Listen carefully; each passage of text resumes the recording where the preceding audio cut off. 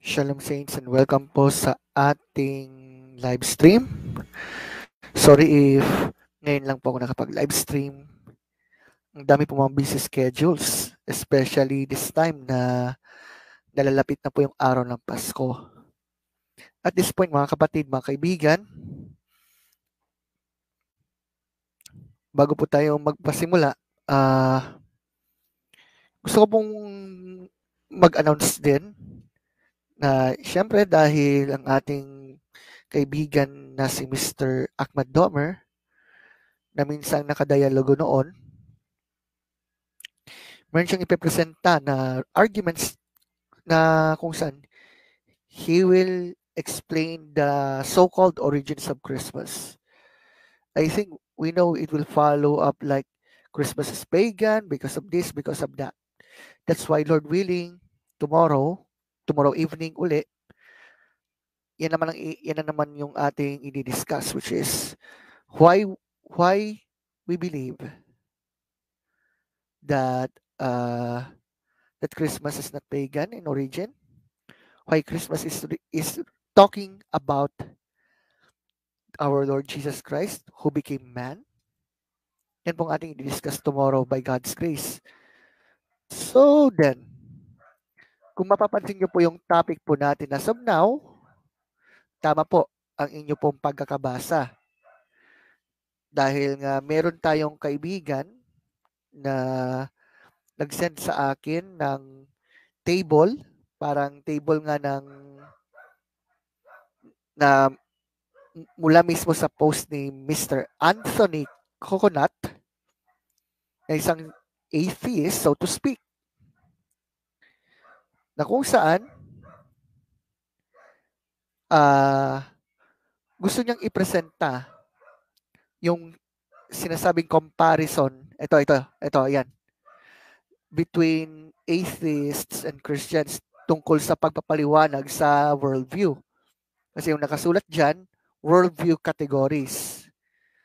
Take note, my friends, since we exposed the problems and inconsistencies in the arguments of atheism,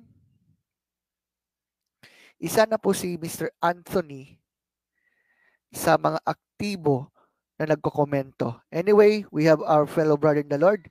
Good day. Shalom. Good day, bro. Bro, Voice of Christianity. Sorry na Alright. late.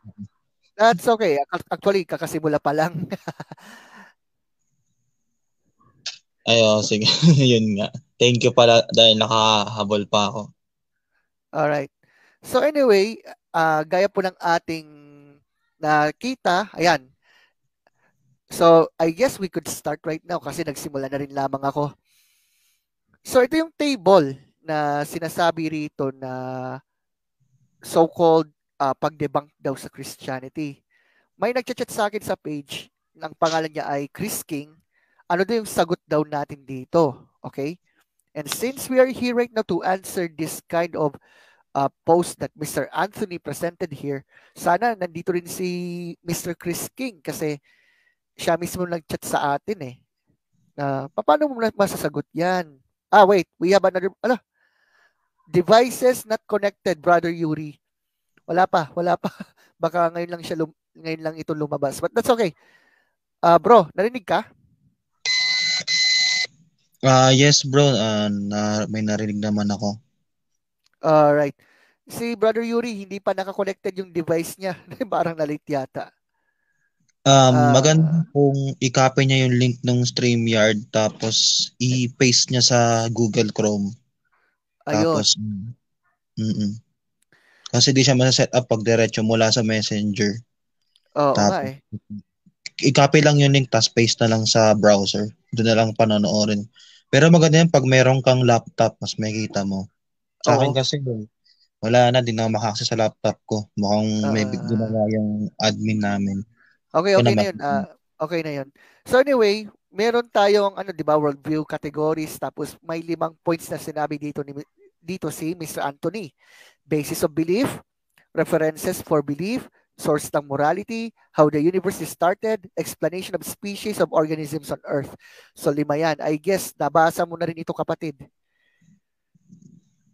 Yes bro, nabasa ko siya pero di ko siya masyado nabasa lahat dahil yun nga, nakatulog na rin ako kagabi at yun nga, kanina yun dahil sa duty ko. Kaya hindi ko na siya na ano. But sa best ko naman, sasagutin naman natin siya.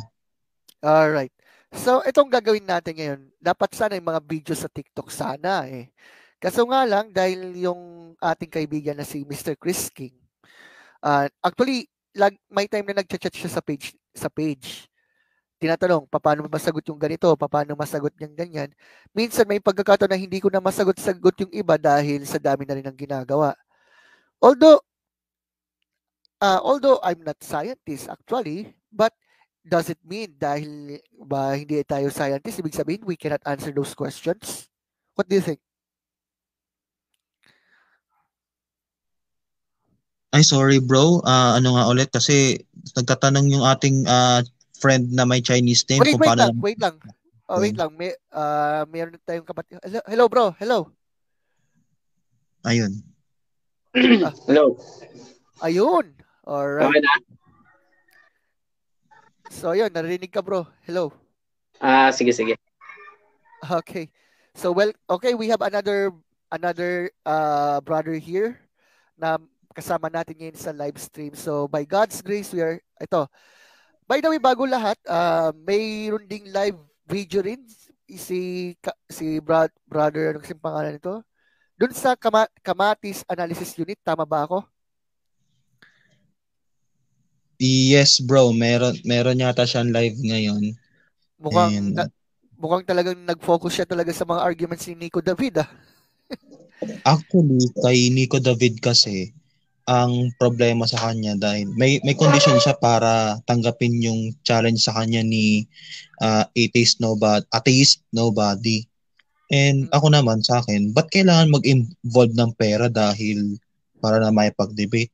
And ang reason naman ni Andy is ano daw kasi, business daw dahil famous siya. But excuses kasi yun eh. Oo eh.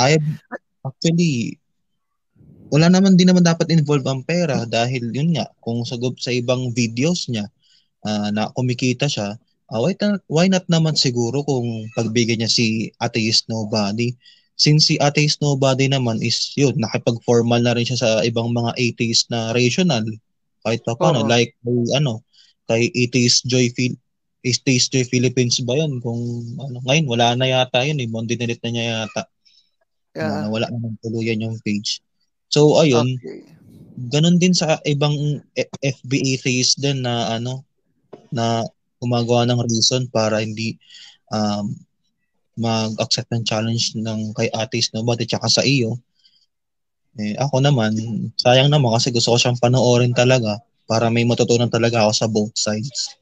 Actually, so, yun lang. Bro.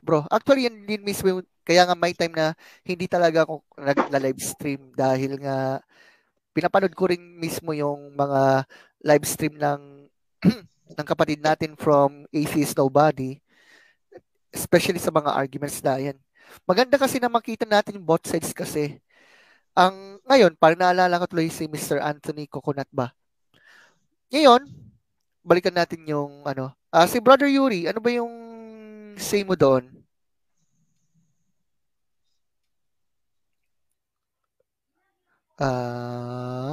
Wala yata. Pero siguro okay. Hello?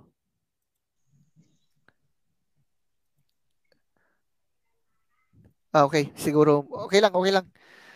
Sabagay, maging topic natin yung mismong table na una, ito'y pinost ni Mr. Anthony sa group page na Philippine Atheist.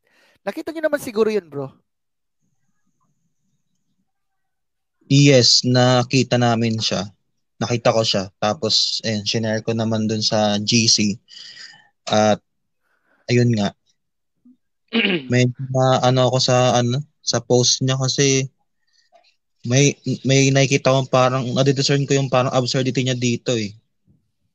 Ang una sa lahat, since they claim na lack of belief ang atheism, bakit may basis of belief? Anong ibig sabihin nun? Oh, man. Oo nga, no? Okay. So, ito remark lang natin. Sa mga atheist friends natin, nagsasabi ng atheism is just like lack of belief in God. What on earth was Mr. Anthony doing here? What do you mean basis of belief? So anyway, isa-isahin natin. Medyo mahaba-haba to. Maabot yata ng 200 slides to. Pero sa palagay ko, pwede na natin ito ma-address naman kahit papaano. So, bro, wala namang pasok bukas. Oo nga pala, no? At saka, nga pala, gaya ng aking sinabi, tomorrow, we will have another live stream wherein ang i-discuss natin about Christmas. I hope andito kayo niyan sa magiging I don't know kung anong oras ba. Pwede naman siguro 7 ng gabi para mapaaga naman. At least, halimbawa, matapos tayo ng 9 p.m. para makapag-focus tayo naman sa pagdiriwang ng Christmas. Tama? Tama ba? Kailangan din naman yan. Kumbaga kasi, andun din yung family, sama-sama yung pamilya. Yes. So anyway, bago tayo mapunta sa kung saan, so i-discuss natin yung mga points na sinabi dito ni Mr. Anthony. At sana nga, dito po si Mr. Anthony to explain ba? No? So, unahin natin yung basis of belief. Anyway, iano ko lang yung intro, no? Kasi sa group page kung saan andun siya, yon nag-present siya ng yung so-called analysis niya ba sa dalawang worldviews. Yun yung atheism at Christianity, baga. Ngayon, if we will go to dig deeper dun sa mga claims niya, I guess you know what I mean, mga kapatid.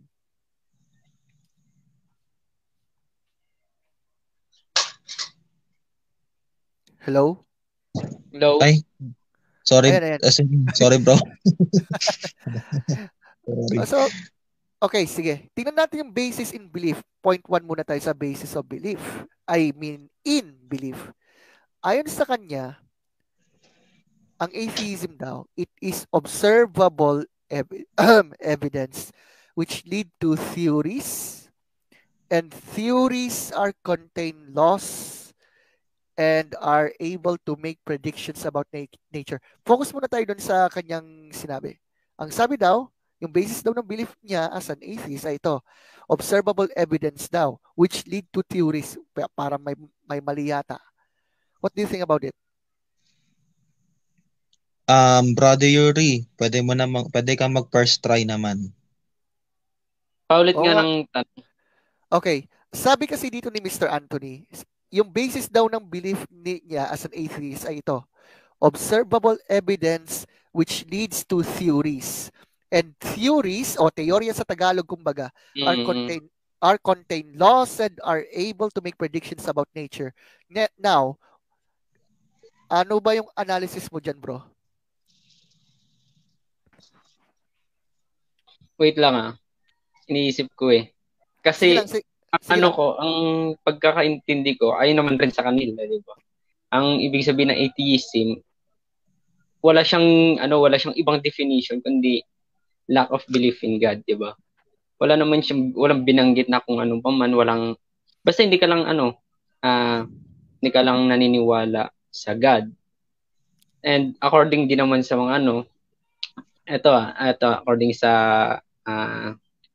mga scientists, mga non-religious yung atheism, inconsistent talaga siya sa sa science. Kumbaga wala siyang connected, napaka-inconsistent niyan talaga sa sa science. Kaya hindi ko alam kung ano yung ibig sabihin niya diyan sa nag-lead sa laws or theory. Kasi na yan self-definition niya na yan wala nang connection. Nagbibigay na lang siya ng kung ano yung parang para saan masabi natin na lumalabas yung niya diyan pagiging subjective niya Sa bagay, subjective naman talaga sila, absurd naman talaga. Lumalabas yung pagiging absurd niya talaga na walang connection yung mga sinasabi niya sa atheism. kung ano talaga yung definition ng atheism. Oh, that strikes hard on them. Anyway, thank you, bro. Ngayon, bro, ikaw na, brother GB, what do you think about the said definition? I mean, As I mean yung basis in sige. belief na sinasabi niya. As Brother Yuri said, talagang absurd talaga siya kasi una sa lahat, if you're saying na you have basis of belief, so lalabas talaga ang atheism is a belief, hindi siya lack of belief. So dun pa lang is lumalabas ito na si Mr. Anthony Coconut ay may sariling version ng atheism. Wow. Sige bro, go. I don't know. Tama yung tanong mo dito na yung irony niya. Ano ibig sabihin niya dun sa observable evidence? And nagwa-wondering ako dun sa theories are contained laws. Saan niya nakita yung ganong klaseng definition or something na theories are contained laws? Meron pang ganon na theories are contained laws? Kasi yung nag-aaral ako, wala akong narinig na ganyan sa science na alam ko pag theory lang, wala siyang laws doon kasi ang pagkakaintindi ko pag sinabing laws is napatunayan na, factual na. So, totoo siya. Gaya nung ano ba to? Law of, I don't know, hindi ko na matandaan sa physics yun eh. Basta ang alam ko noon, nung nag-aral ako, wait lang fourth bro. year. I-example ko lang. Law of entropy, law of gravity, law of motion, sa physics ba yan? Chemistry, ano pa? Yung parang energy, ganun. yung mga ganun ba yun? Kasi Parang ganun. At saka pag sinabing theory, kwan pa lang, ano pa lang yun, parang palagay pa lang na kailangan pa munang patunayan. Iyon, oo. Ayan, sumakto tayo dito. Tingnan natin yung mga meanings ng sinasabi Actually, na. Sige bro, may go ano for lang it. sa theory. Kasi sa science talaga, iba yung definition ng ano yung akala nating theory, yung theory na katulad sinabi nyo kanina, palagay. Pero sa science talaga, pag sinabing theory, parang confirm parang na siya, nililid na siya ng mga other facts na totoo talaga, katulad ng ibang mga nila, katulad ng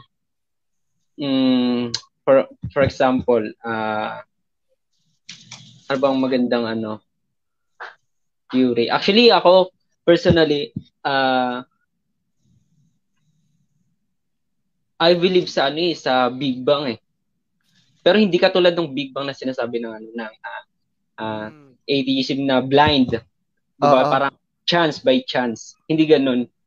Guided siya ng Lord, ng God.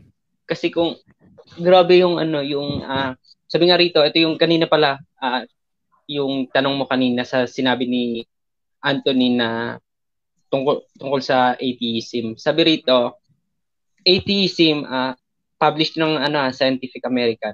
Sabi rito, atheism is inconsistent with scientific method. Prize-winning physicist says. Wow! Kumbaga, yung sinabi ni Anthony, wala siyang connection talaga sa tunay na definition ng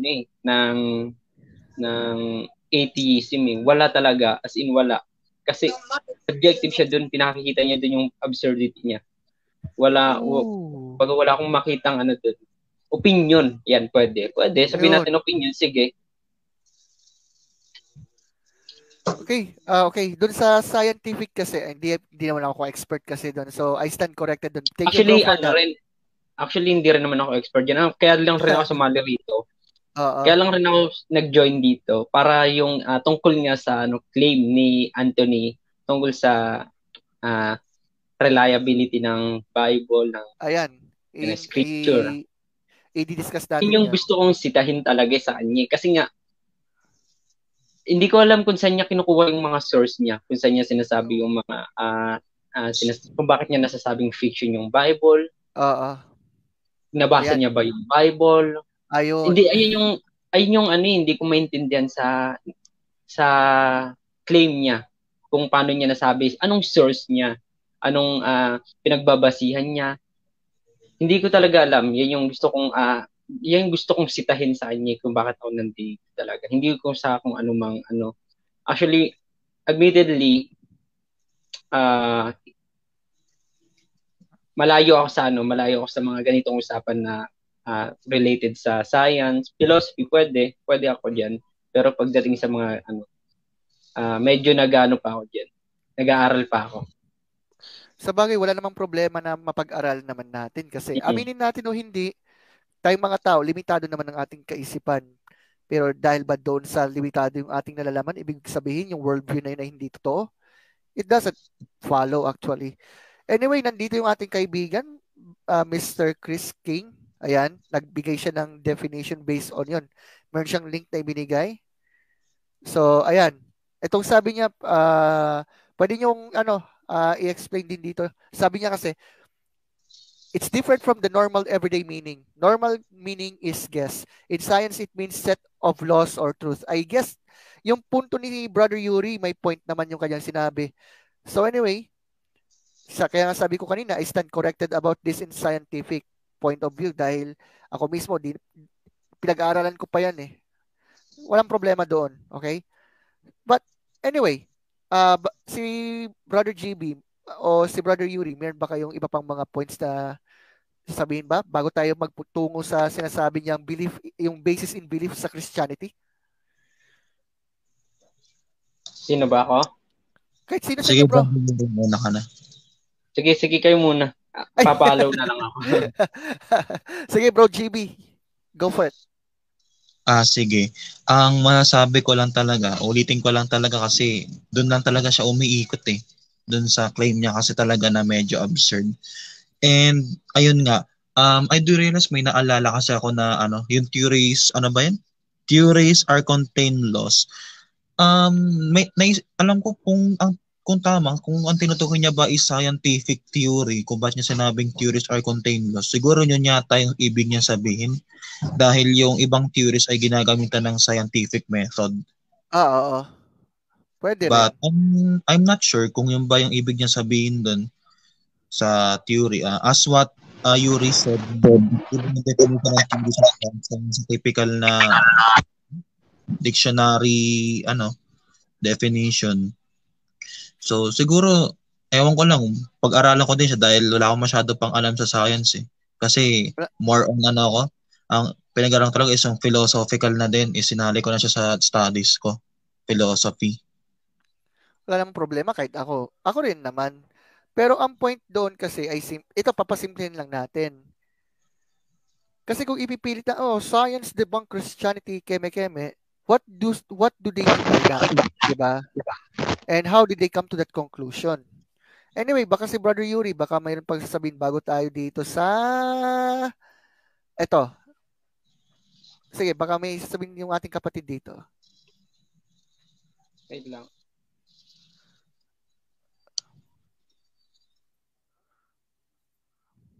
Sige, mamaya na ako. May ginagawa pa ako. Okay, habang may ginagawa, sabi ng ating kaibigan dito, basahin yung link kung yung tungkol sa kung sabi ng siyensya may kinalaman sa theory. It is the exact opposite of the colloquial use. So kaya nga sabi ko kanina, I stand corrected to this. Dahil siyempre, iba kasi yung point ng definition ng science sa pagkakagamit sa pangkaraniwan. So thank you for that. Thank you for that, Chris, for this, no? So, dahil nga may ginagawa yung ating ang ating kapatid dito, proceed na tayo, bro? Sige, bro. Okay na. Okay, sige.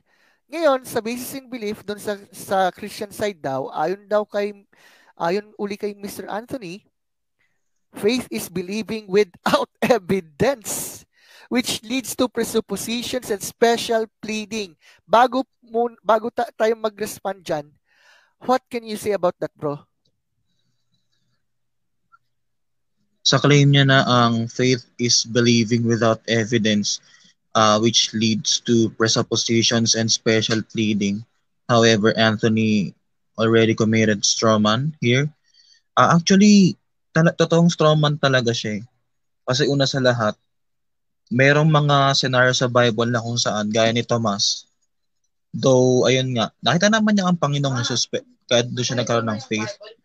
But sinasabi din naman ni Jesus na mapalad ang mga ang naniniwala, gayon may di nila nakita. So, it does not mean na walang evidence. Wala naman sa context na walang evidence ang faith according sa Bible. Kasi una sa lahat, ang daming evidence that just like Abraham, na record yun sa history na sabi ng Panginoon sa kanya na dadami ang lahi niya. Naniwala siya by faith sa sinabi ng Panginoon. Nangyari naman ang sa kanya. Kung makita natin yung sa Old Testament. So, dito sa assertion niya na faith is believing without evidence, dapat nagbigay siya ng support niya sa sinasabi niya. Kasi lumalabas itong assertion lang talaga din ito. Gaya ng paratang niya sa atin. Oh, man. Yeah. So, baka dito, tingnan. May add lang ako sa Go for it. Actually, yan yung mga sinasabi niya talaga is mapapansin naman natin, walang foundation, kundi opinion niya. Pure subjective yung mga sinasabi niya. Wala kang mababasang ganyan. Actually, ang faith na binibigay ng Christian, ang faith na sinasabi ng Christian, hindi without evidence full of evidence yung faith na sinasabi sa Christian, 'di ba? Halimbawa, we believe na the Bible is reliable. Naniniwala tayo na yung faith natin kay Jesus is tunay. Dahil naniniwala tayo na si Jesus ay tunay, naniniwala tayo na may God, kasi nag-exist si Jesus. Ang pinaka-foundation ng faith natin na may God, ang pinaka-ano nito is kung bakit tayo naniniwala may God, hindi dahil sa blind faith, dahil naniniwala tayo may God dahil kay Jesus. Dinemonstrate ni Jesus na may God ang evidence na may God, hindi blind faith to ewan ko kung masasabi bang blind faith to ni Anthony, or pwede nyo masabi siguro opinion, pero ang faith ng Christian is hindi blind faith. Kasi ang faith natin nakasalig sa sa evidence Naniniwala tayo sa New Testament, sa Gospels, 'di ba? Naniniwala tayo na totoo yung sinasabi niyan. May patunay na ang paniniwala natin na ang Bible ay totoo. Historically reliable ang Bible. Hindi ko alam kung saan yung sinasabi yung blind faith. Paano naging blind faith yung or without evidence yung faith natin. Ang hirap intindihin na sinasabi niya blind without evidence yung natin. Nang wala siyang binibigay na evidence. Maski siya wala siyang binibigay na evidence na blind faith yung faith natin Sa pool. Lumalabas yung absurdity niya rito. Wala talaga, as in, kaya nga hinahamon ko siya ng isang formal discussion. Papatunayan ko sa kanya. Okay, bro. Okay, thank you. At by the way, may sasabihin ako sa Go. Baka marating niya Papatunayan ko niya. Sasampalin ko siya ng katotohanan. Yan. Kung harap niya ako sa isang formal discussion, sa true call, sasabihin ko sa kanya na mali siya na mali ang pagkakaintindi niya na inaccurate ang Bible, ng gospel, na gawa-gawa ang fiction mapapahiya talaga siya kung sakaling papalagan niya ako sa formal discussion. Kaso nga lang wala siyang ginagawa, takbo siya ng takbo bawat niya sa akin, hindi naman siya nagre-reply. Wala siyang ginagawa.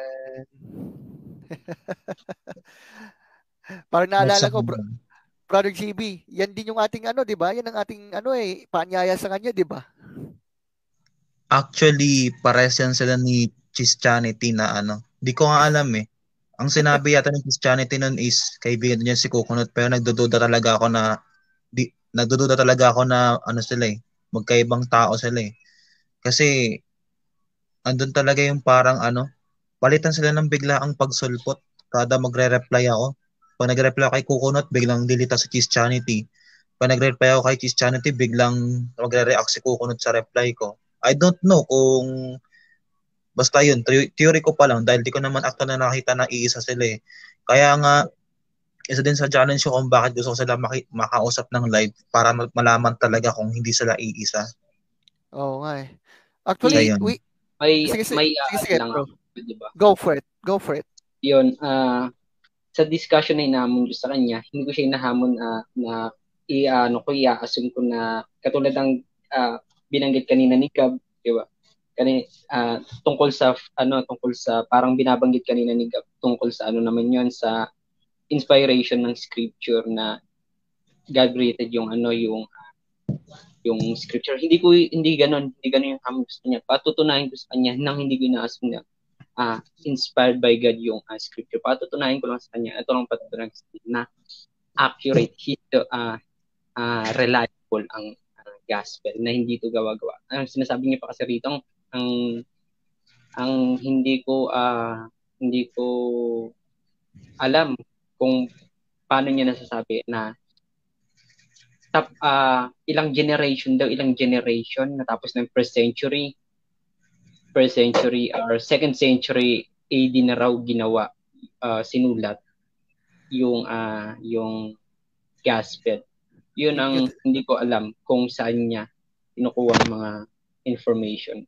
Yun ang gusto ko sa kanya, yun ang gusto ko sa kanyang yun yung gusto kong banatan talaga sa kanya. Sa totoo lang eh. Kasi hindi ko sinasabi kasi nila na second century late dating yung ini-insist nila yung late dating ng gospel, dahil kung late dating ang gospel, kasi ako base sa pag-aaral ko, ang dami ko kasi binabasa rin talaga, na alam ni Gabian na ang dami kong binabasa na book talaga related sa ganitong usapin, na I believe with evidence, yung scripture, yung Bible, yung gospel, nasulat siya bago matapos ang first century. Habang ang ini-insist naman itong mga atheist, sabi natin si Anthony, sabi niya, nasulat daw ang gospel, I guess sabi niya second century or third century. Ini-insist niya yun dahil ayaw niyang hindi nila matatanggap na eyewitness yung mga sumulat ng gospel. Dahil kapag ganun, delusion, katapusan na ng delusion nila yun eh. Kapag napatunayan na 50, basta sa loob ng first century na isulat ang gospel. Katapusan ng delusion nila yun eh. Kumbaga ini-insist lang nila na isulat ang gospel second century or third century dahil lang sa mga claim nito na kung gaano katotoo yung mga ginawa ni Jesus, kung na-eyewitness yung mga sumulat sa gospel. Ayun yung hindi nila matanggap eh. Dahil pag napatunayan yun, katapusan ng delusion nila. Yun yung gusto kong patunayan sa kanya. Alright. Thank you for that, bro. Ngayon, pag-focus ako dun sa salitang faith in the Bible. Kasi yung salitang faith mula sa Greek word ay pistis, mula sa verb na pistuo, na ibig sabihin to convince by argument, or dun sa ibang point naman, faith in the Bible means trust, kumbaga, doon sa faith pa lang yun, hindi ito nangangahulugan na blind faith gaya ng ina-assume po ng mga atheist friends natin. When it comes on the fact na halimbawa that God exists, ipinakita na ng Diyos kung sino siya, ipinakita yung katotohanan ukol sa Biblia, kung sino si Jesus, why He rose from the dead, and some sort of it, diyan napapasok yung tinatawag na trust. Because faith in the Bible is not yung tipong naniniwala ka na walang basehan.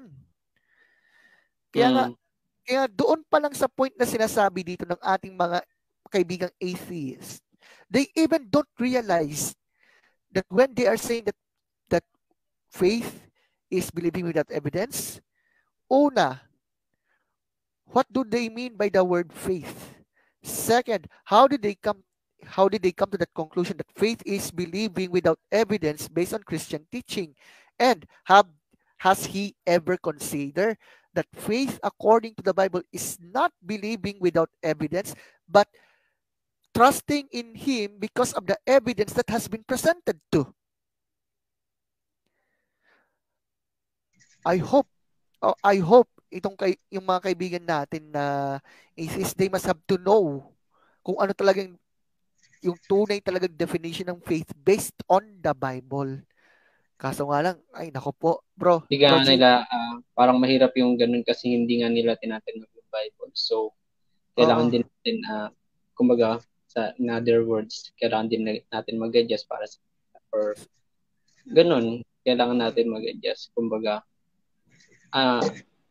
with evidence talaga, magbibigay Yeah. tayo hindi ng opinion lang, kundi Yes. evidence or kahit proof, diba? Alam naman natin yung kaibahan ng proof and evidence. Magbibigay tayo ng proof sa kanila na yung faith natin is hindi lang basta without evidence, kundi with evidence. Oo, tama. Bro GB, baka mayroon ka pang may daragdag para magtungo na tayo sa pangalawang point. Ayun nga. Yun nga, gaya nga yung, di ko alam kung sakto ba yung naging paliwanag ko dun sa faith, ayun nga. Kasi totoo naman ang sinasabi talaga na faith sa Bible talaga is believing.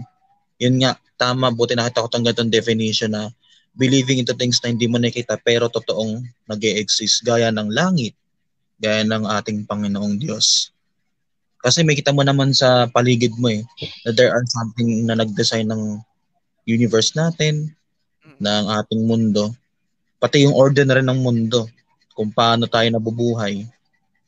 Ayun. Kasi kung susundin natin yung logic nila, meron din silang faith.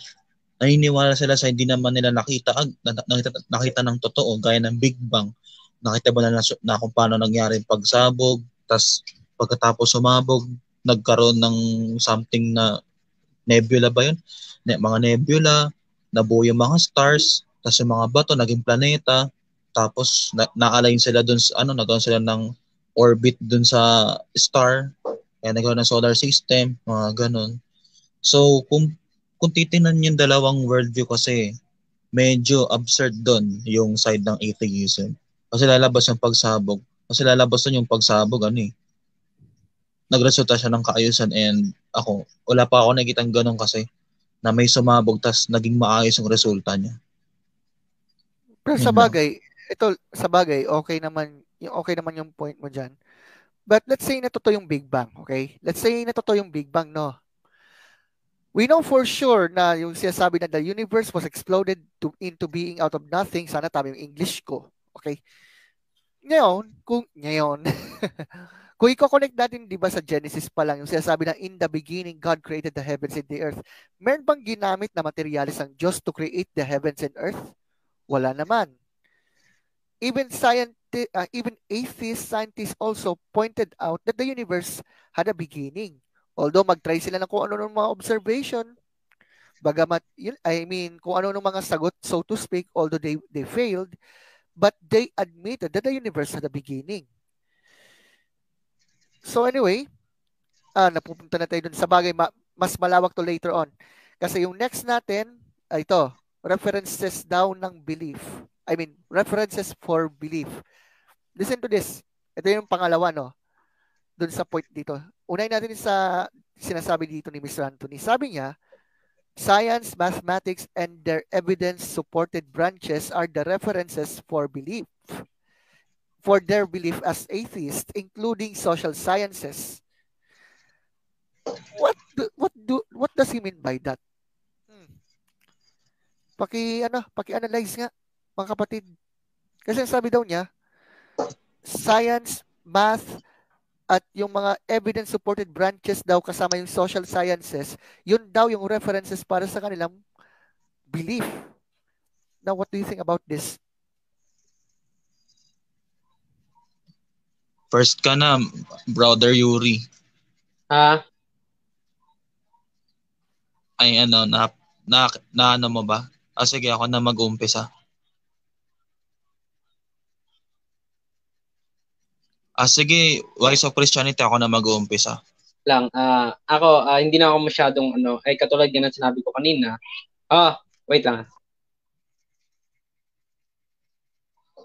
So, yun, katulad yan ang sinabi ko kanina, hindi na ako masyadong didikit sa science. Ang gusto ko lang, mag-focus ako sa, mukhang sa ngayon, hindi ko kayo masabayan dyan.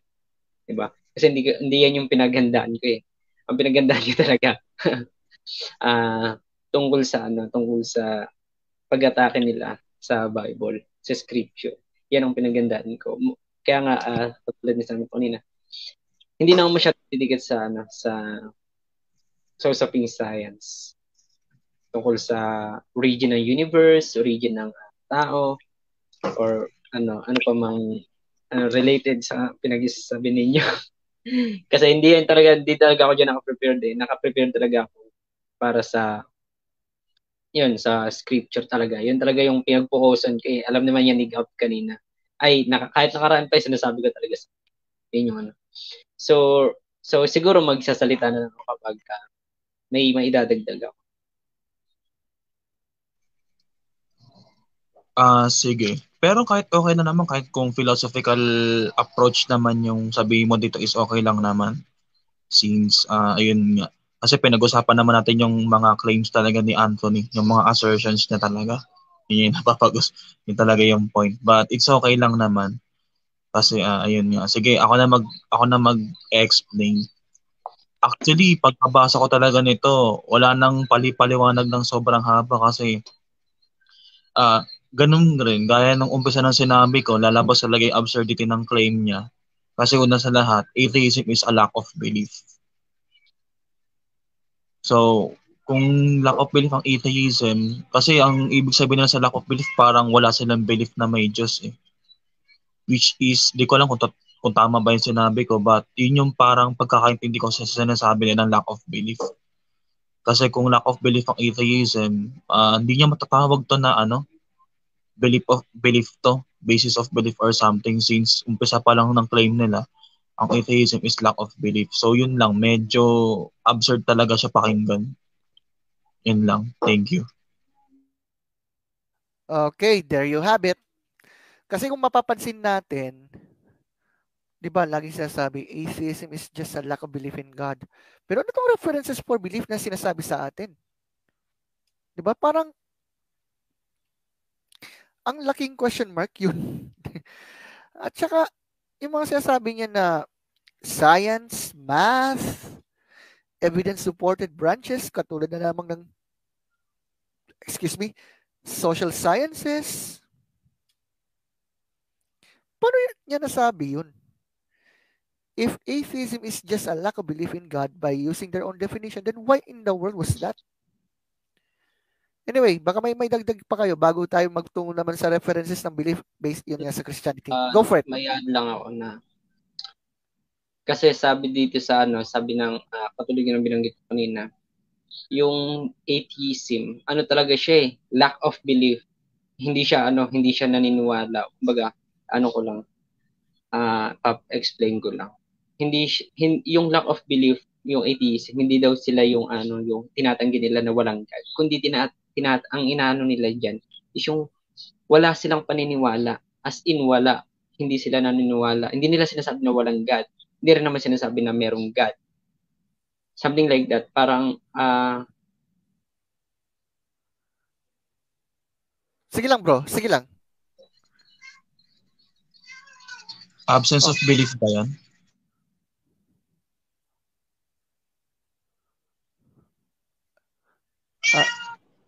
Parang nawala si Brother Yuri. Wait natin siya kasi baka nawawala yung internet niya. Oo. Sige, okay lang. Ayun, go for it. Wala. So yun, yung atheism, lack of belief siya. Kumbaga hindi sinasabi diyan na walang God, hindi rin sinasabi na walang na may God. Kumbaga, wala siyang paniniwala, lack of belief, wala. As in, yun ang definition ng atheism. So hindi ko alam kung saan pinagkukuha nito ni Anthony, yung absurdity niya, nilalabas niya lang talaga siguro yung mga definition ng mga pinagsasabi niya. Actually, ang sabi ng mga scientists, sabi katulad kanina, hindi lang yung sinabi ko kanina, isang scientist na sabi, kahit si Dr. Seidgart ba yun? Isang biochemist scientist na ngayon Christian na dating atheism, naging Christian. Strict atheism is inconsistent sa science. Wala talagang kinalaman yung katulad ng sinabi sa paniniwala nila na from from nothing to something. Ngayon, sasabihin naman nila, naintindihan ko naman, from nothing to something, yung nothing nila sa physics, iba naman yung definition ng nothing. But, ang pinupoint ko rito, yung sinabi ni Dr. John Lennox na the real definition of nothing is nothing, absolute nothing. Napaka-absurd nun na sasabihin mo yung from nothing to something.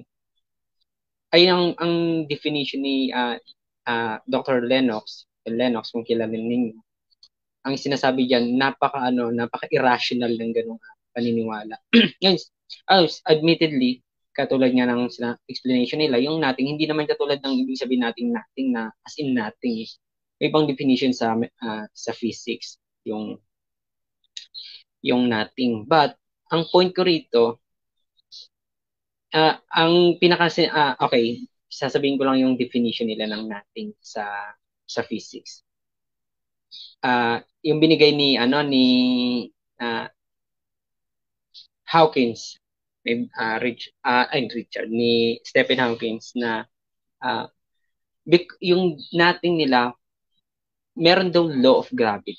So, merong law of gravity. Dahil may law of gravity, nagkaroon ng something. Yun yung definition nila ng nothing. So, ibig sabihin nito, dahil may law ng gravity, sabi ni Hawkins, Stephen Hawkins, sabi niya, dahil may law ng gravity, doon nagsimula yung Big Bang. So, ang question dito, kung may law ng gravity, that is not nothing, that is something, right? Tama naman, di ba? Yes. That is something. So, ibig sabihin, hindi talaga absolute nothing. There is something talaga. So, yung paniniwala ng mga atheists, there is something na nothing. So, yun yung talaga yung nire-refute ni Dr. Lennox. That is not nothing. If there is a law of gravity, then that is not nothing. There is something. Kaya nga nagkaroon ng Big Bang. Yan ang cause ito yung cause yung universe natin, di ba? So ito pang ang kanilang kung bakit sinasabi na inconsistent yung atheism sa science. Ito pa yung life from non-life, abiogenesis, di ba?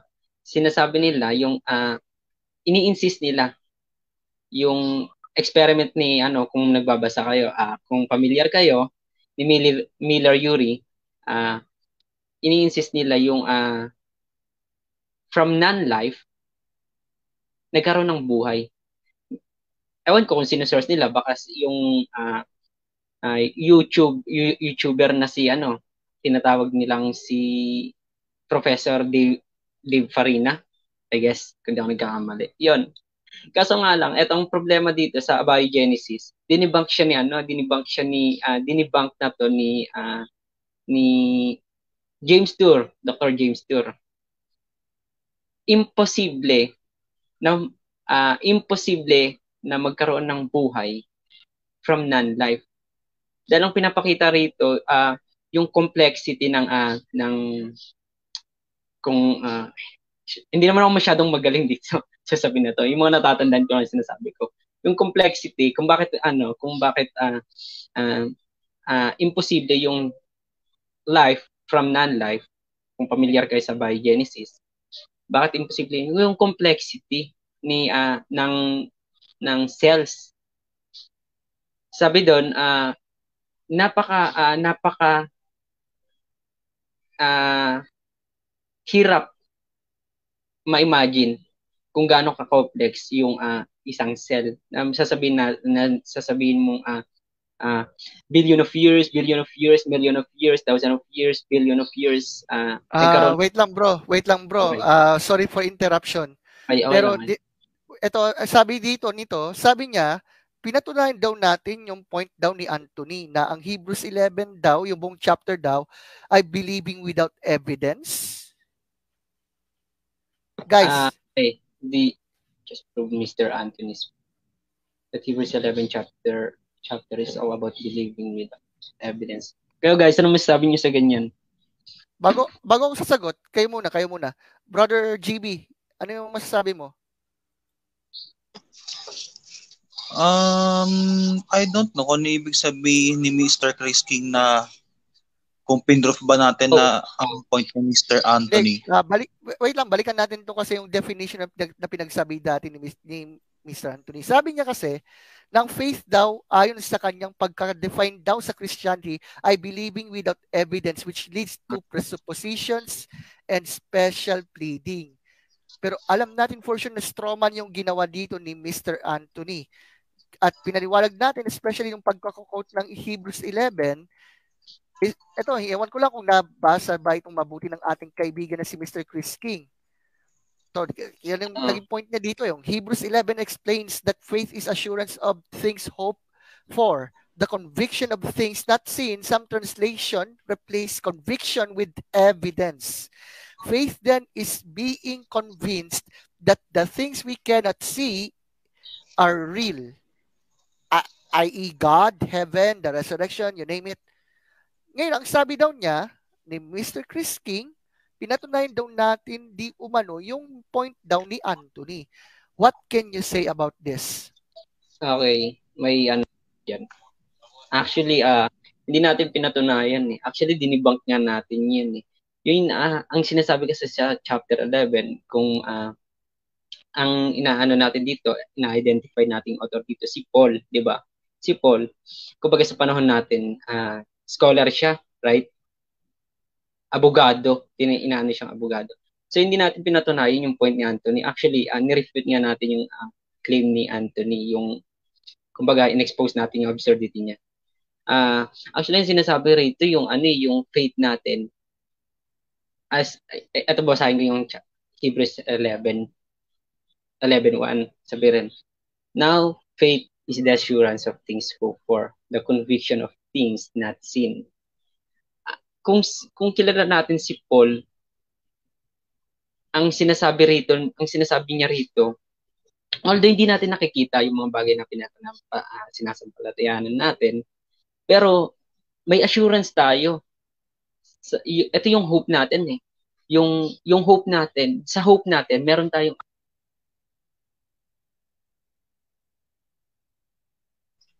Nawala kaya Brother Yuri.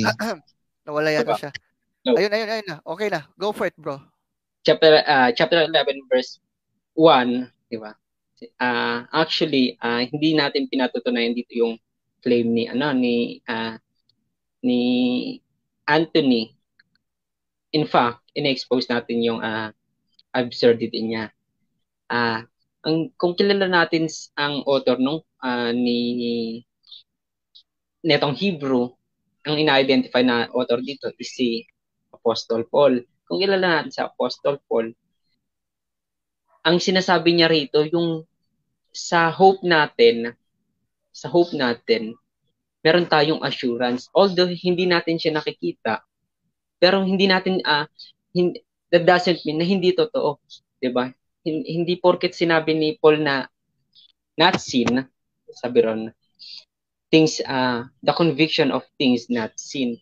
Hindi po, kumbaga ang usapan kasi rito talaga natin eh. Hindi mawawala yung faith natin eh. Yung faith kasi talaga, di ba? Alam naman natin yung faith, malawak siya, malawak yung definition, katulad ng binibigay ni Anthony, katulad ng binibigay ng ibang mga Christian. Pero yung pinaka-definition talaga ng hope natin is kay Jesus. So yun, hindi ba natin nakikita si Jesus? Yung hope natin totoo. May assurance tayo sa sa hope natin. May assurance tayo na totoo. Although hindi natin nakikita, pero may assurance tayo na totoo yung faith natin. Hindi sinasabi rito na maniwala ka lang na maniwala kahit maniwala ka lang na maniwala sa mga bagay na hindi mo nakikita. Kahit na walang foundation yung paniniwala mo. Sige lang, maniwala ka lang. Hindi ganun yung sinasabi rito eh. May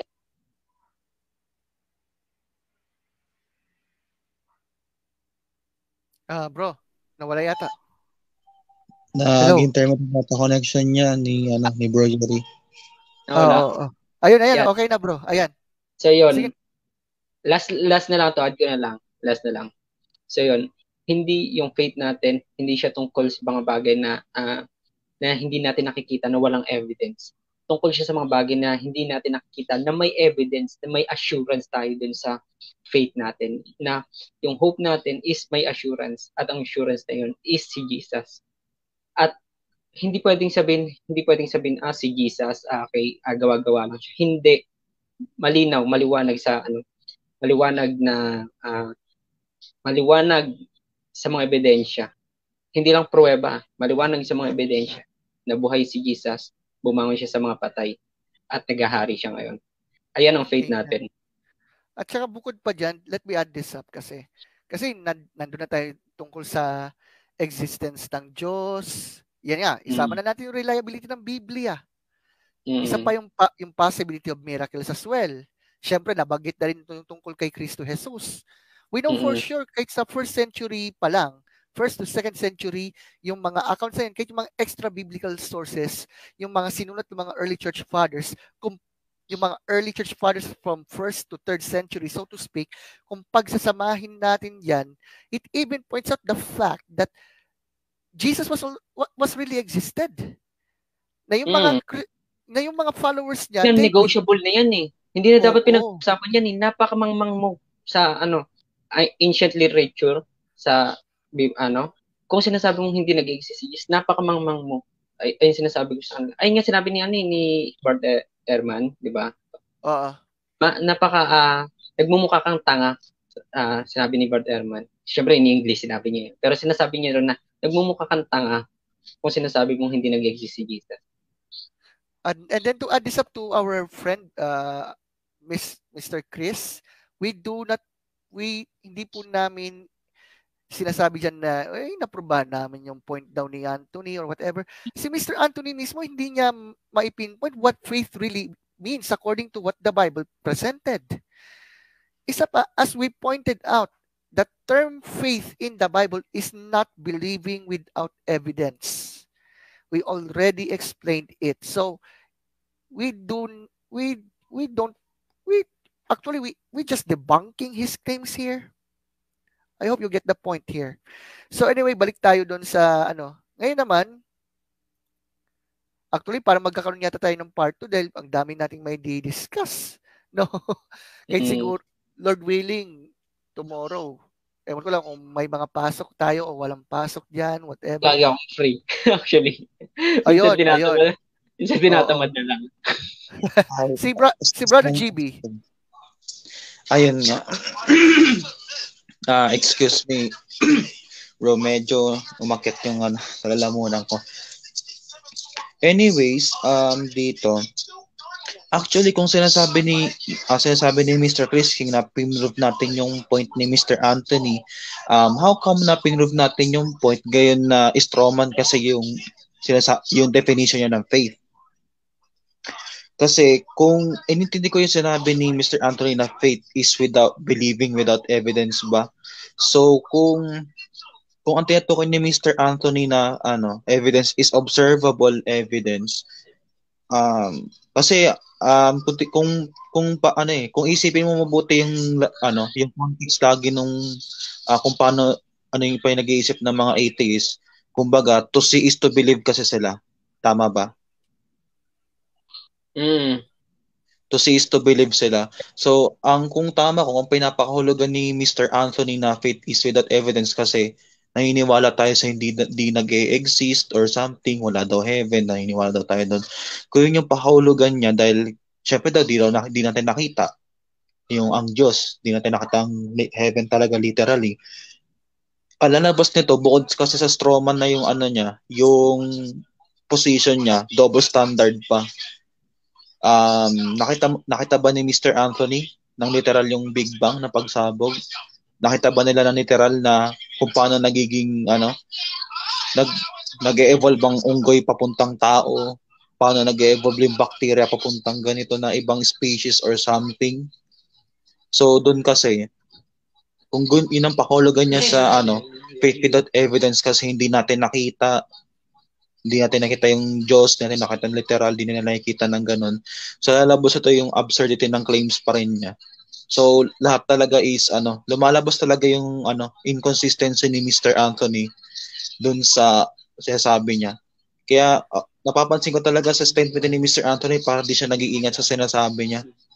Lagi, actually, kada may kita ko talaga yung claims niya, ang bilis lang ma-discern yung butas nung sinasabi niya. Kaya ako, expected ko pa rin naman yung maging niya, counter rebut niya kung ma-counter man niya yung sinasabi natin ngayon. Pero actually, kung ganyan, look forward ko na magko-commit lang siya ng circular reasoning sa ganyan eh. So yun lang.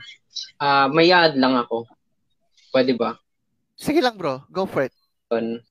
Tungkol sa kung tama naman si Gab, di ba? Sabi niya. Kung ang tinutukoy ni Anthony is observable evidence, then pagdating sa history, anong gagamitin mong observable evidence? Di ba? Kung observable evidence ang tinutukoy mo na evidence, then ewan ko kung tama, hindi ko alam kung tama ba yung term ko sa history. Magkakaroon tayo ng dark ages, I guess. Dahil walang observable evidence eh. Kung ang mga meron lang tayo sa history, in terms of history, evidence, pero hindi observable, kundi mga proof, mga evidence na nangyayari talaga ng mga nakaraan, di ba? Kung yun yung ibig sabihin mo ng evidence, observable, then wag ka na maniwala sa history. Wag mo nang bubuksan ang usapin tungkol sa history dahil walang observable evidence na magpapatunay na nangyayari yung mga nangyayari ng mga nakaraan. Right? Alright. Yes. And then, ito pa, dagdag ko na rin. Ang daming mga events sa kasaysayan na nangyari sa nakaraan, di ba? Yan nga, kasaysayan, na hindi na ito mauulit. Like, the beginning of the universe, historical events na nabanggit ng mga kapatid kanina, and even the day Mr. Anthony was born. Kaya paano yun? Paano nila may ano yun? Paano nila ma-explain, so to speak? Anyway, at saka, let me add this up dahil nga, yun nga, may kinalaman sa faith or some sort. Isa pa, kung titignan natin yung scriptures, tingnan nyo, hindi ko na babasahin lahat ng mga passages, makikita naman yan. Kung pwede naman, stop itong video later on, tapos pwede nang saliksikin yung mga Bible verses na yan. Kasi tingnan nyo, Christians are called to use their minds. God tells us that we are to love Him with more than our heart. Kaya nga, with all our heart, soul, mind, and strength as well. Right? Point 2, Christians are called to understand the value of evidence. Kaya hindi po totoo na faith according to them, according to our atheist friends, is a belief without evidence. No. God has given us a number of good evidential reasons to believe that He exists and that Jesus is who He says He is. We are not called to have blind faith, but to have a well-reasoned evidential faith. Also, Christians are called to examine their beliefs. Hindi yung tipong, yun, naniniwala, tanggap-tanggap. Hindi po. God wants us to know what we believe and why we believe it. We're not called to numbly trust everything that might be taught in our world today. Even if some Christian teacher is the source, we're expected to be critical, skeptical, and thoughtful. Kaya doon pa lang sa sinabi na pinatunayan daw na yung point daw ni Mr. Anthony, no, we even refuted the claims that Mr. Anthony was making. Also, Christians are called to be convinced of what they believe. God wants us to be certain and base our certainty on evidence that can be articulated to others who may have doubts. Kaya nga kung halimbawa may nagdududa, kailangan natin silang tulungan. We must have to pray for them. We must have to present the evidence for Christianity, so to speak. At saka dahil ito ay mula mismo kay J. Warner Wallace pala, na dating atheist na naging Christian, siya po yung author ng Cold Case Christianity, Forensic Faith, God's Crime Scene, at yung kasalukuyang libro na natapos ko lang nabasa last time, yung Person of Interest. Sabi niya, Christians are called to be case makers. Once we have examined the evidence and have come to that conclusion that Christianity is true, we are called to be ready to make a strong defense for what we believe. Kaya nga yung claim ng marami na yung Yung faith daw ay paniniwala raw na walang evidence. I guess, bukod sa strawman yan, kung gagamitin natin yung sarili nilang definition ng salitang faith in them, it sounds like atheism is a lot of blind faith da. Anyway, inatras ko lang ng kaunti. At saka mukhang magkakaroon yata tayo ng part 2 next week. Much better, bro. Kasi, yun nyo, meron pa tayong i-discuss yan. So, siguro, ito muna yung final muna natin kasi meron pa tayong pangatlo. Dito na papasok yung claim niya against the Bible. And I guess, si Brother Yuri, marami siyang masasabi tungkol dyan. So, basahin ko muna yung claim dito ni Anthony. Sabi niya kasi, yes, it's true. Yun nga, yung reference ng para sa belief, yung sa Christianity, yes, the Bible. Pero ayon sa kanya, ang Biblia raw ay collection ng literary works from various, mostly pambihira, anonymous authors, contains science falsehoods, contradictions, and impossibilities. Now and then, can you react about what he said here? Go for it. So, yan. Ito yung inaabangan ko talaga. So, actually, hindi ko i-open dito yung mga argument ko na i-open ko sa kanya just in case na pumalag siya or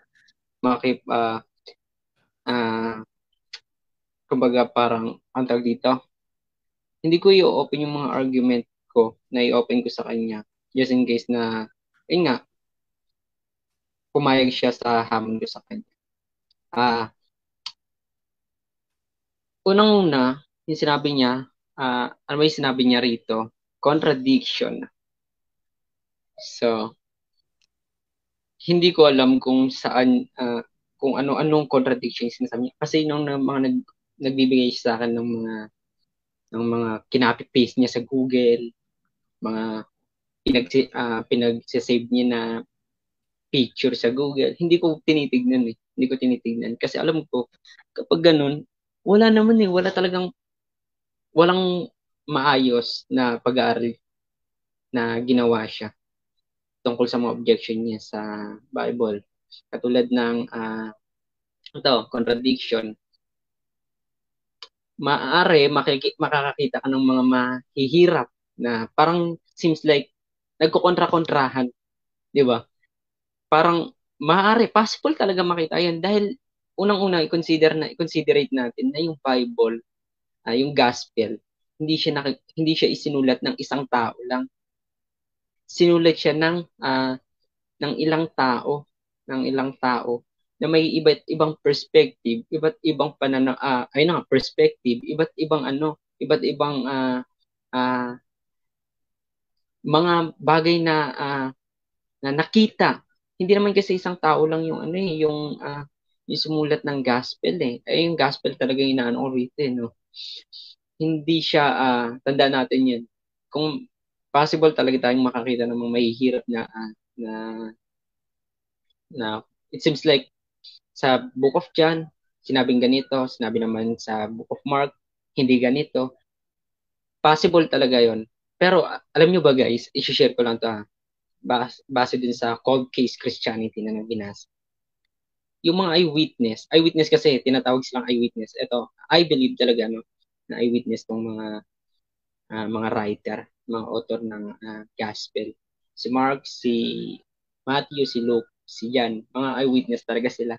So, guys, bibigay ko lang sa inyo yung nabasa ko sa Cold Case Christianity. Mas magtaka ka, sinasabi ron, mas magtaka ka kapag itong iba't ibang accounts na to, hindi nagkokontra-kontra yung sinasabi nila or sinasang-ayunan or kumbaga wala kang makikitang puro pagsang-ayon yung makikita mo. Ayun ang katakataka doon na possible makakaisip ka talaga doon na gawa-gawa yung Bible. Pero kung makakita ka ng mga bagay na parang nagkokontrahan, katulad ng sinabi ko kanina, na possible sinabi na ganito ni John, sinabi naman na ganito, hindi ni Mark. Intindi natin, magkaibang author yun di ba? Sa daw, sa court, sa law, sabihin natin, sa batas, mas gusto ng detective na yung mga eyewitness na ini-interview is parang nagko-kontra-kontra yung mga sinasabi. Kasi mas mabilis maano yun alam natin pag ganun na at sinabi ron, alam natin na kapag nagko-kontra-kontra or hindi naman nagko-kontra-kontra, mas panatag tayo na totoo yung sinasabi nila. Kasi nga, kung hindi siya nag-kontra-kontra, ibig sabihin nun, may something wrong. Kasi isipin mo, magkakaiba sila ng perspective, pero iisa lang yung sinasabi nila.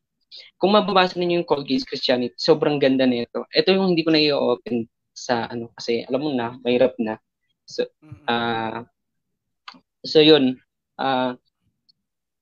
mas okay, sinabi ron, isang detective sinabi ron, mas okay na medyo makikita mong nagko-kontra-kontra yung sinasabi ng mga eyewitness kaysa sa hindi.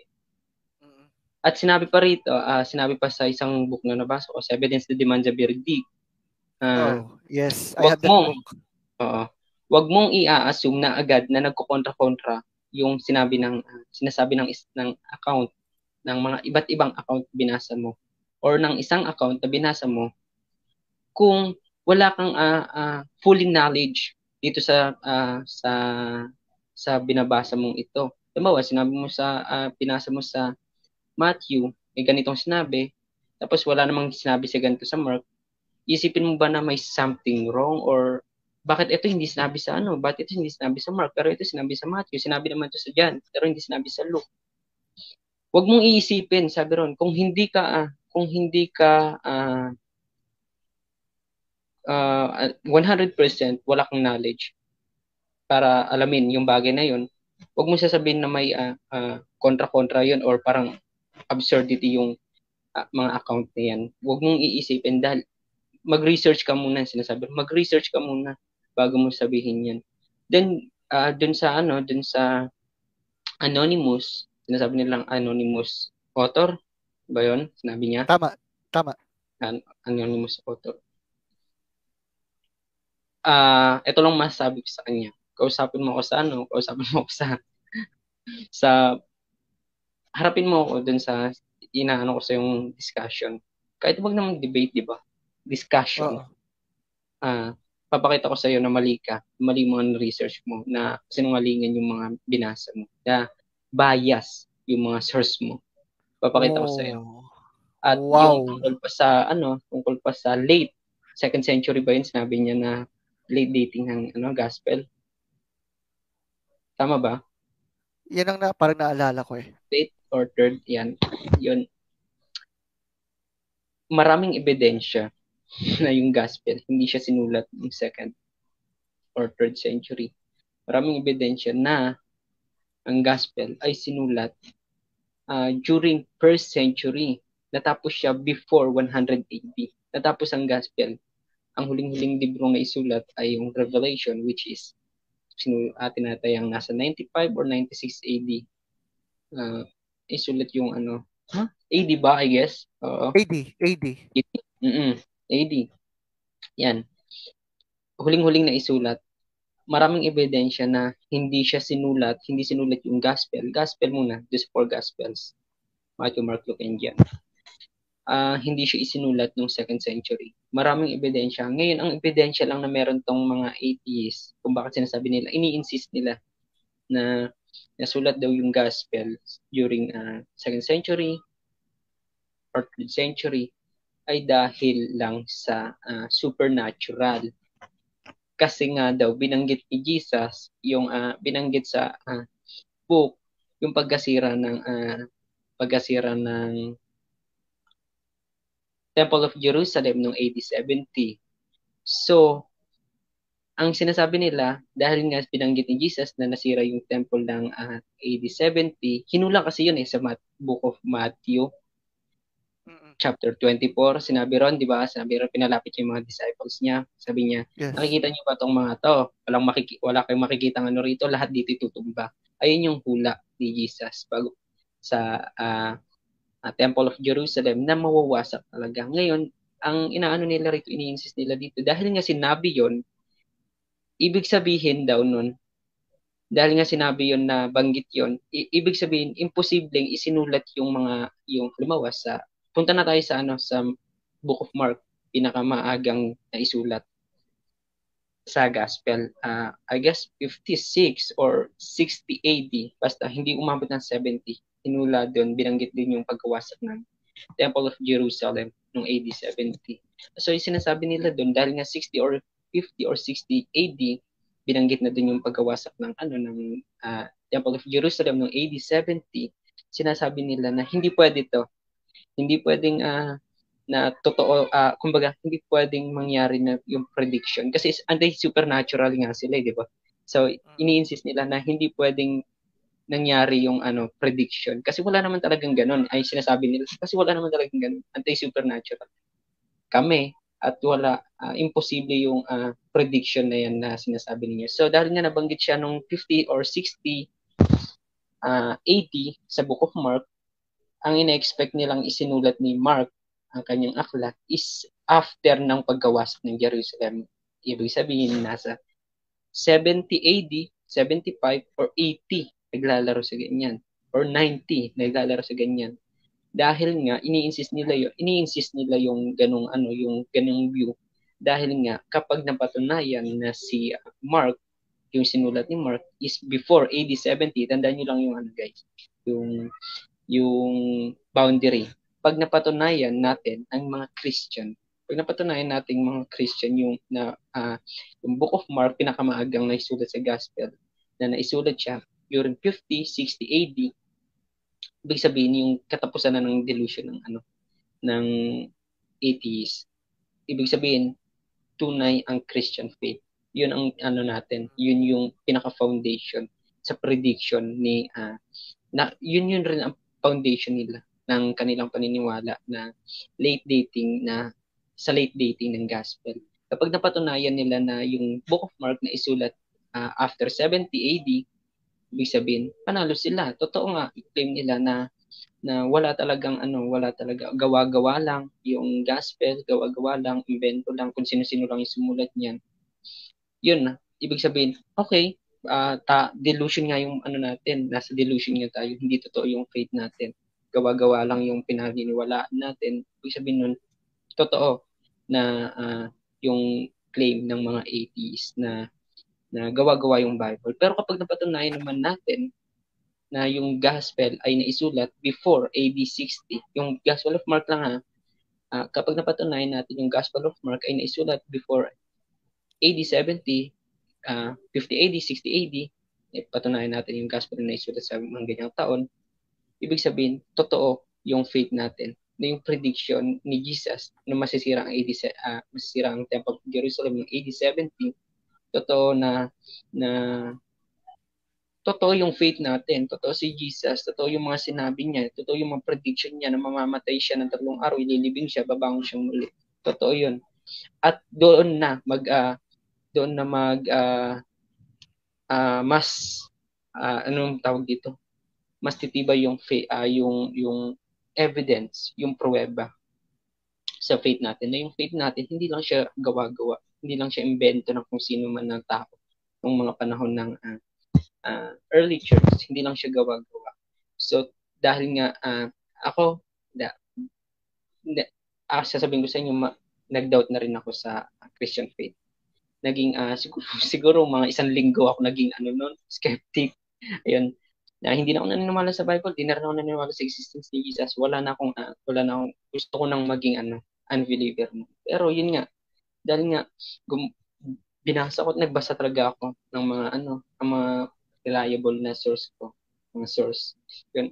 Napatunayan ko na yung faith talaga natin is may foundation talaga. Si Jesus, totoo yung mga claim niya na totoong nabuhay siya, totoong nag-exist si Jesus, totoong pinanganak siya, totoong eto pa yung last, may consensus ng mga scholar na ito ang nangyari sa panahon ni Jesus. Si Jesus binautismo ni John the Baptist. Si Jesus ay miracle worker. Si Jesus ay may mga alagad. Si Jesus ay pinako sa krus. Consensus ng mga historian to ha. Even non-religious, non-Christian, ina-admit nila yan na yun, na may mga alagad si Jesus, miracle worker si Jesus, na namatay si Jesus. At maging mga historian, naniniwala sila na may nakitang pagkamatay ni Jesus after 3 days, may nakita yung mga apostol, yung mga disciples na risen Jesus. Pero ito ang hindi tinatanggap ng mga historian.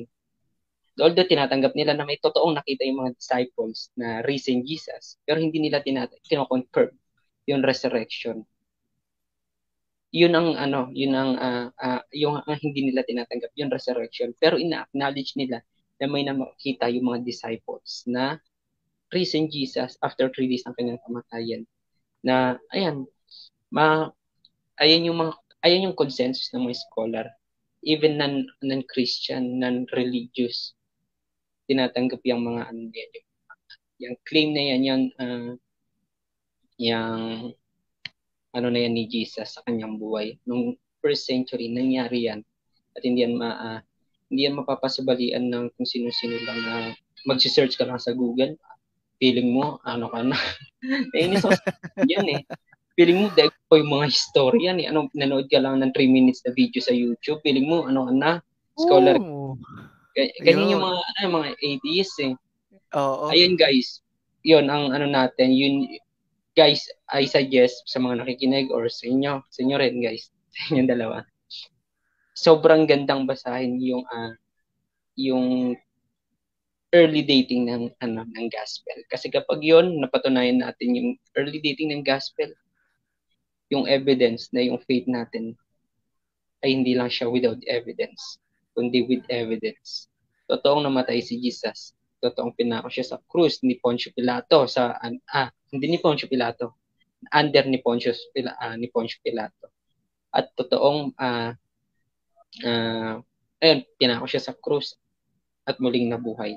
Yung evidence, kung honest ka sa sarili mo, honest ka na truth seeker ka, kung susundin mo yung evidence, magiging kung ikaw atheist ka, kung susundin mo yung evidence, kung babasahin mo, magiging honest sa sarili mo. Dalawa lang ang kalalabasan mo. Magiging itatanggi mo yung pagiging atheist mo or magiging sinungaling ka na mananatili ka sa pagiging atheist mo. Yan lang guys. Sobrang overwhelming ng evidence natin sa Christian. Yes. Yes and yes and yes. Thank you bro for sharing this. And then actually habang nagsasalita po ang ating kapatid, nag-present tayo ng ilang mga yung presentation like yung sa bibliographical evidence. Yan nga, bibliographical test, internal evidence and external evidence test. Actually yung mga points na sinabi ng ating kapatid were already presented based on the actual findings nito. Hindi kasi basta-basta. Take note, nag-present pa tayo ng ilang mga non-Christian sources pa nga dyan eh.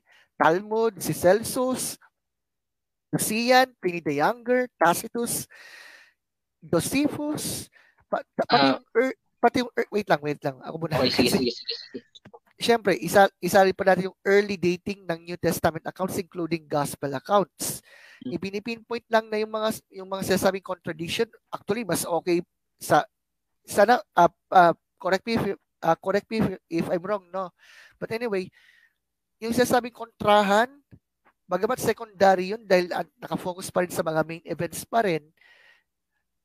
Actually, kung titingnan natin yung mga like yung sasaliksik ng mga detectives, investigation, so to speak, mas okay pa nga yun kaysa yung tipong nawala yata ang ating kapatid. Anyway, mas okay pa yun kaysa yung tipong magkapareho. Doon pa lang suspicious na siya. So, kung titingnan natin lahat yung evidence dito, we have seen a lot of evidence na talagang sumusuporta sa Christianity. And because of that, we know for sure na mayroon talagang evidence when it comes on Christian faith. Well, nawala yung ating kapatid yata. Ewan ko, parang nawala yata yung signal niya. But that's okay. At least marami siyang nasabi sa atin when it comes on that. And, ito meron akong sasabihin pa. Nabanggit na niya yung, Cold Case Christianity ni J. Warner Wallace. Evidence that demands a verdict by Josh McDowell. Ito, i-recommend namin yung mga books na yan sa mga atheist friends natin. Siyempre, kasama na yung I Don't Have Enough Faith to Be an Atheist ni Dr. Frank Turek and Norman Geisler. So anyway, I guess yun lang. Ito, hindi ko na muna yan tungkol dito. Yung saka ko na i-discuss yung Is Christianity Anti-Science kasi binanggit ito yung dun sa sinasabi ni Mr. Anthony na science falsehood daw whatsoever. Pero anyway, yan muna yung part 1. So bago tayo matapos dyan, baka mayroon ka pang dagdag, bro. Ayun nga. Siguro sa panghuling remarks kasi yung regarding dun sa sinasabi kaya ni Bro Yuri kasi actually talagang nagkakasya ni Anthony regarding dun. Actually tinanong ni Yuri ni Bro Yuri yung si Kukunot kung nag-conduct ba siya ng bibliographical test. Pero ang sagot lang ni Mr. Anthony is di raw kailangan yun. Di daw mahalaga yun. Or something. Alam ko may screenshot ako nun Wait lang, bro. He claimed to be a PhD holder, and yet he said he does not need to examine bibliographical test. Ano raw? Tama mo, bro. Tama ka. Wait lang, I have a word to Mr. Anthony here. Kung nakikinig ka, ganyan po ba yung sinasabi ng PhD holder? Kasi take note, pagdating dyan sa ganyang pag-hold ng ganyan, sige, sabihin natin na, okay, meron siya nito. Hindi ba dapat ito ay based on the honest research, honest examination of evidence, honest examination of those facts or whatsoever? Pero tingin nyo kasi, base mismo sa mga, kung nababasa ninyo kasi yung mga komento ni Mr. Anthony sa ilang mga post na hindi ako ganong nagko-comment na kasi circular reasoning na kasi masyado yung mga points niya. Pero pansinin nyo, kung talagang meron siyang ganong degree, bakit ganon yung kanyang claim? Puro circular, di ba? At isa pa, 2 options lang yan Either a certain person will accept the fact that God exists, that Jesus had risen from the dead, that Christianity is true, or he will continue to reject the claims. Continue to reject Christianity. Doon pa lang sa mga points na sinabi dito doon ni Mr. Anthony, like yung sinabi niya na ang Bible daw ay puno raw ng kontrahan, scientific falsehoods di umano, even in reality, meron tayong ipipresenta dito, Lord willing, next week. Ayan, yung tungkol sa shape ng daigdig, suspended in nothing, stars are innumerable, and you name it, hindi ko muna ipapakita yung iba pa. Take note, my friends. Kung ganyan kung ang pamamaraan ng pag-aaral na mayroon po kayo ay katulad ng kay Mr. Anthony, do you think yung worldview na yan na kanyang dinedepensahan dito ay masasabing based on evidence or just wishful thinking? Kasi kung makikita natin yung kanyang mga sinasabi sa page na to, puro na lang puro paikot-ikot na lang And ayan na pala yung ating kapatid. Kasi actually papatapos muna tayo dito. Yung part 2 this coming Monday na lang. Para kasi teka lang. Una't pangalawa pa lamang yung inano natin, tama? Una't pangalawa pa lang, no? Pangatlo na yata yun. Pangatlo? Mm. Wait lang. Bisitahin ko muna. So, ang inano natin kanina, okay. Yung sa may bibliographical test yata na. Ayan. Hindi, pangalawa pa lang tayo. Basis of belief, references for belief. Wala pa tayo sa source of morality. Wala pa tayo sa how the universe started. Wala pa tayo sa explanation for species. Wala pa. So, dalawa pa lang. Yung na-examine natin, yan na nga. Ito. So, Lord willing, next week, i-discuss natin to. Source of morality, how the universe started, at kung maabutan man, yan, explanation for species of organisms on Earth. Mukhang interesting din yung mga ganitong mga topics din. So, as of now, ano yung mga, baka may, bukod sa sasabihin ni Brother JB, magpunta na tayo sa mga yung final thoughts sa first 2 points pa lamang na na-discuss natin. Unahin muna natin si Brother Yuri. Okay. Ano nga yung ulit? Yung ano?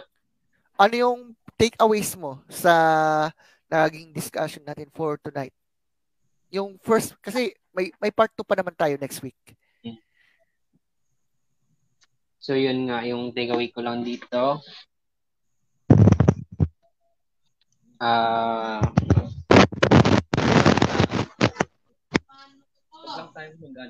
Huwag lang tayong mag-assume. Bro, hindi narinig. Nawawa yung signal mo, bro. Yung mic. Hello. Ayun. Go for it. So, yun. Yung ano ko lang dito, talaga, huwag tayong mag-assume ng kung ano-ano. Lalo na kung...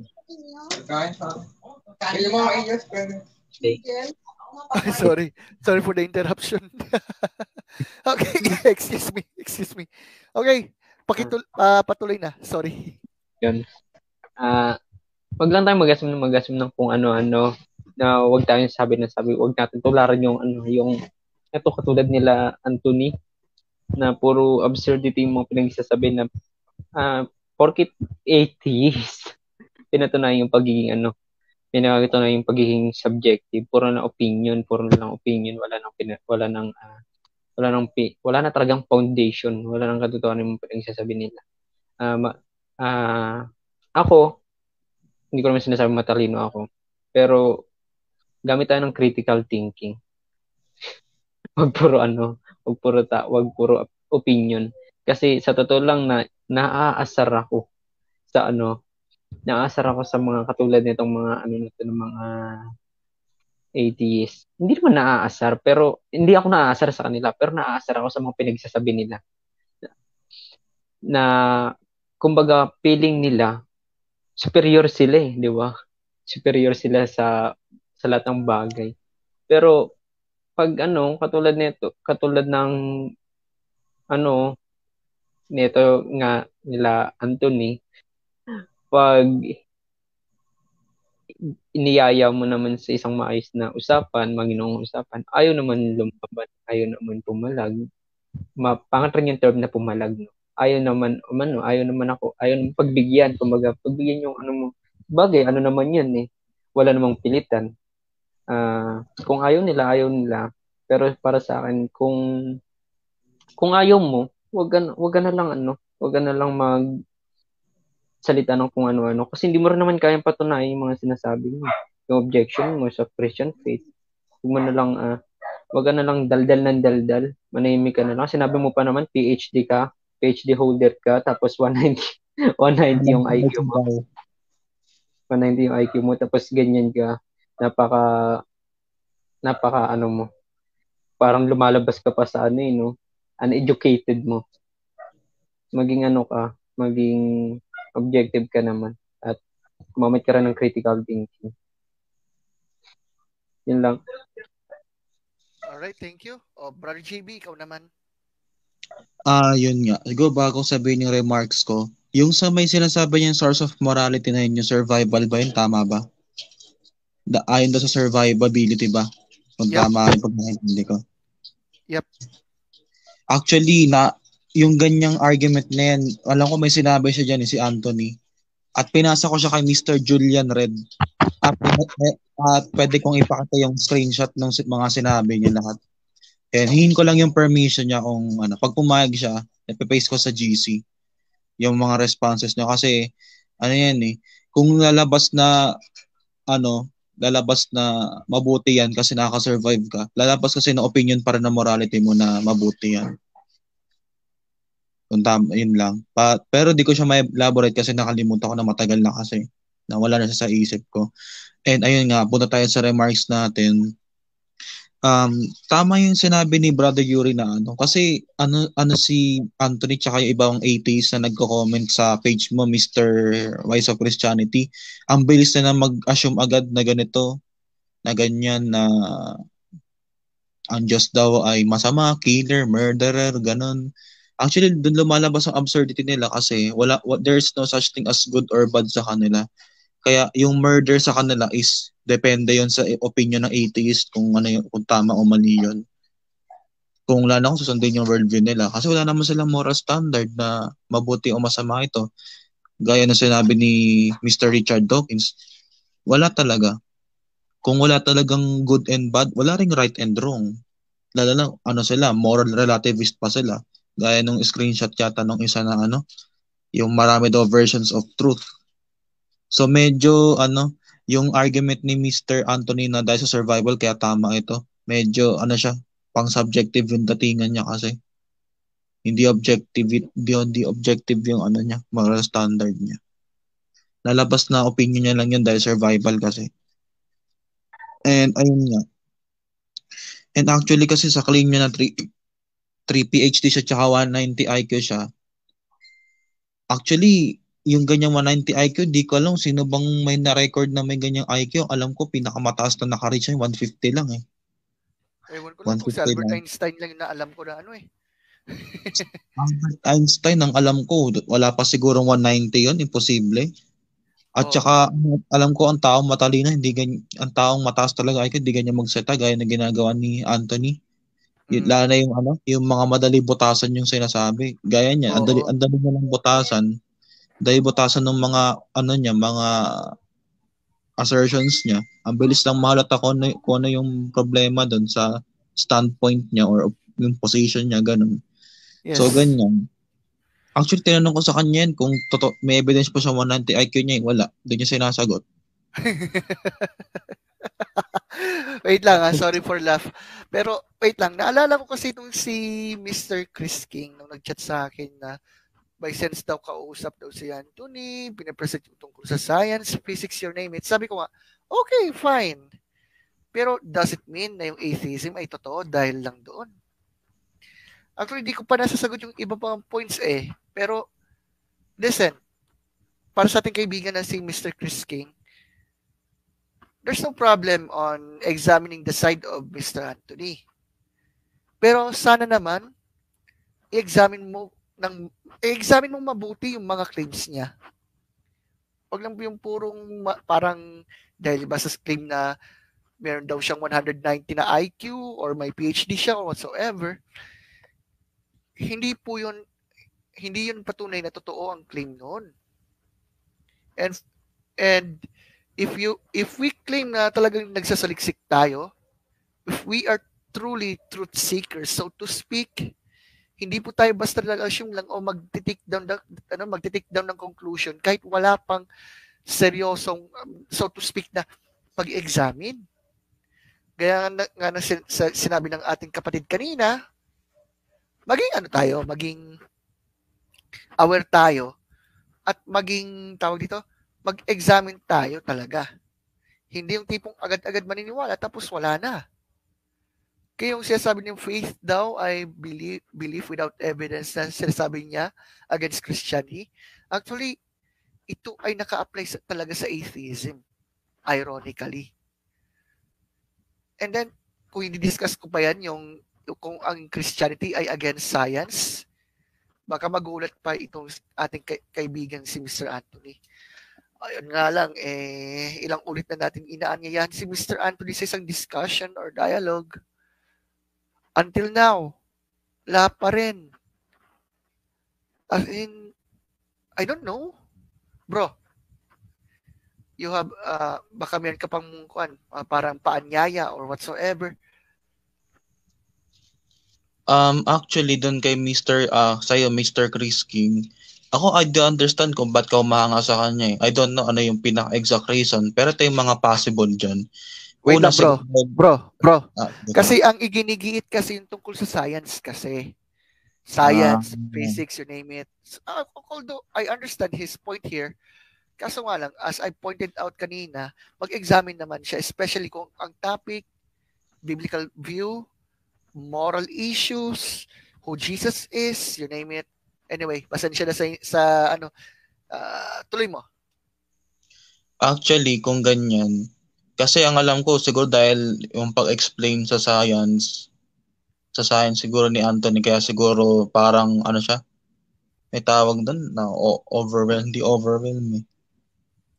Basta may term na ganun eh. Yung parang ano, yung parang may ano yun eh, parang mo yung tao kasi parang nagiging parang superior dahil mas may alam yun kaya sa'yo, kaya humahanga ka. Actually, pag ganyan, medyo nakalin lang kasi yun eh.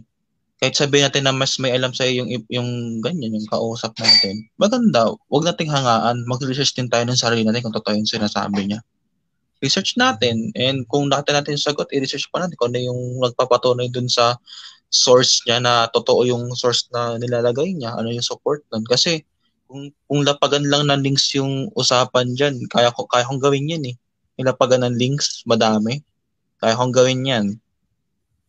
But yun nga. At saka pag ganyan, wag lang yung scientific side yung titingnan. Pwede mo naman tingnan yung philosophical side ng position niya. Like yun nga, yung sa morality ng atheism, sa belief nila. Examine mo yun kung yun ba ay papasa sa logic. Kasi kasi dito pinreset namin Mr. Chris King yung absurdity sa morality niya, lalo na sa sinasabi nila ang atheism is lack of belief, meaning to say wala talagang paniniwala kung may Diyos man o wala. So examine mo yun. Meron bang possible na ang tao mawala ng belief sa certain na bagay? Sa iba may belief ka, sa dito wala. Actually wala kasing ganun. If you're claiming that there is no God, simply you believe that there is no God. So nawala ba ang belief mo? No. If you're saying na atheism is lack of belief, so lalabas to, do you believe? You're believing that atheism is lack of belief, which is absurd na siya pakinggan. In Tagalog, siguro Tagalog mas maintindihan, naniniwala ka na ang atheism ay hindi paniniwala, which is walang ganon. Kailanman tayong mga tao, hindi tayo mawalan ng paniniwala. Gaya na lang dito, kasi pag sinabing belief kasi, whether na nakita mo o hindi, may belief ka dun. Gaya na ito, may nakita kang piso, naniniwala ka na piso yun dahil nakita mo. So impossible sa isang tao na mawala ng belief.